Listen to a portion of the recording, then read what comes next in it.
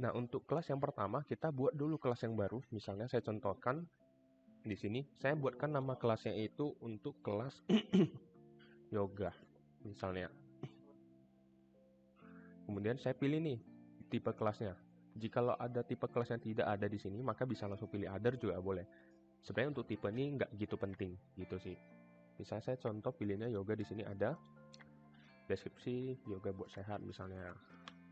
Bebas ya, ini hanya untuk munculkan di online booking saja. Kemudian kita pilih selanjutnya adalah appointment calendar, ini udah opsional ya, dan juga foto dari yoganya. Misalnya ada foto yoganya, boleh di-input aja di sini.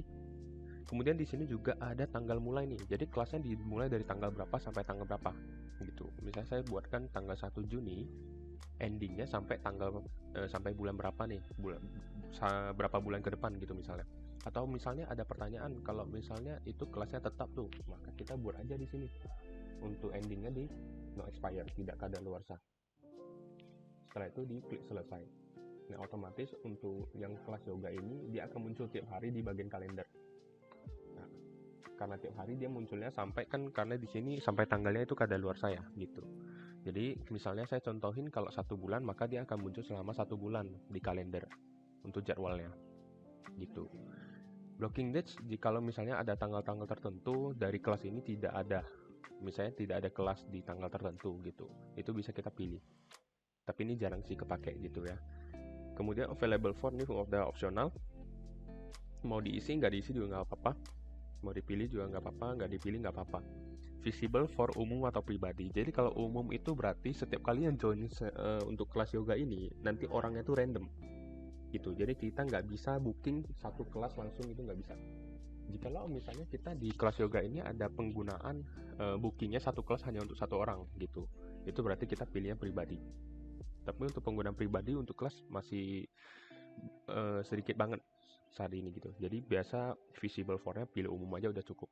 Nah, kemudian di sini ada aktifkan kelas online. Ini berfungsi jikalau kita mau munculkan di online booking gitu. Jikalau kita aktifkan, maka otomatis dari pelanggan-pelanggan dia bisa masukin jadwalnya. Dia mau join nggak kelas yoga ini di tanggal berapa gitu. Itu bisa dari online booking langsung. Tanpa harus dia menghubungi gitu.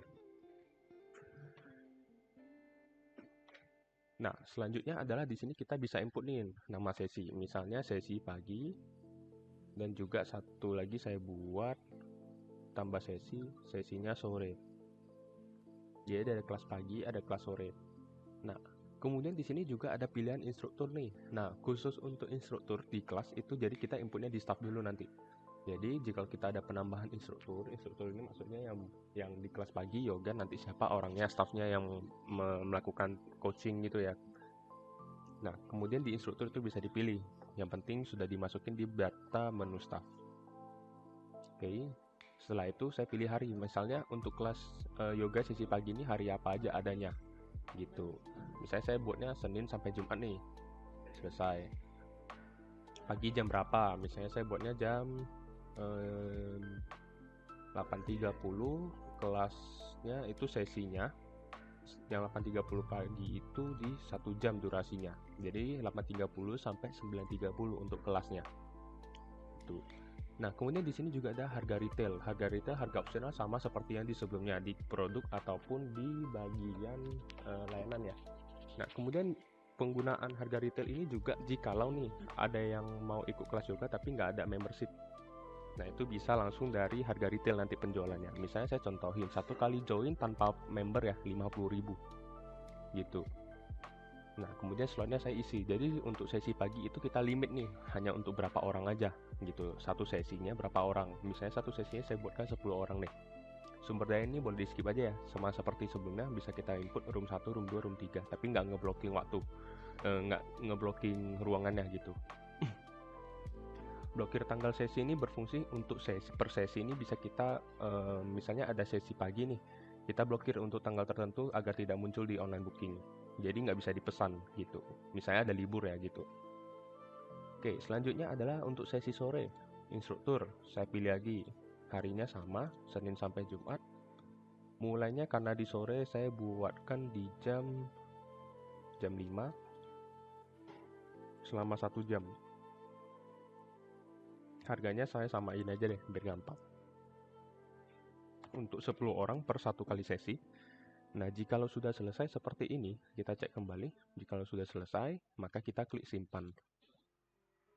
Nah, di sini ada dua pilihan, terbitkan dan simpan. Jikalau kita simpan, kelas ini masih belum bisa diakses gitu. Jadi dia nggak muncul di online booking.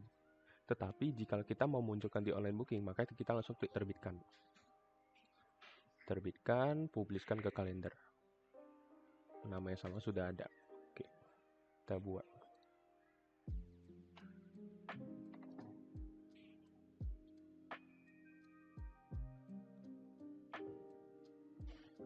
Oke, jadi otomatis untuk kelas yoganya sudah muncul nih, seperti ini. Jika ada titik merahnya, berarti ini penggunaannya bisa di booking dari online booking. Gitu.